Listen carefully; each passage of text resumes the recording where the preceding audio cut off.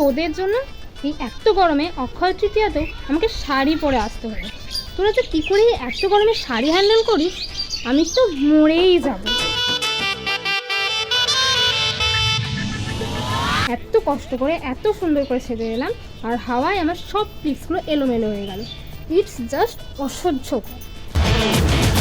তোরাই এত গরমে এত বড় বড় চুল ছেড়ে আছিস কি করে? আমি তো মরেই যাব।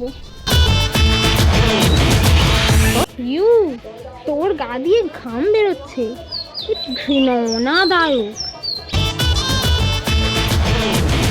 আমি জানি আজকে আমার শাড়ি পরা দেখে এখানে অনেক ছেলে পড়তে গেছে। কি জানি বাবা কখন কিডন্যাপ হয়ে যাব। আমি মুখটা লুকিয়ে চলে যাই।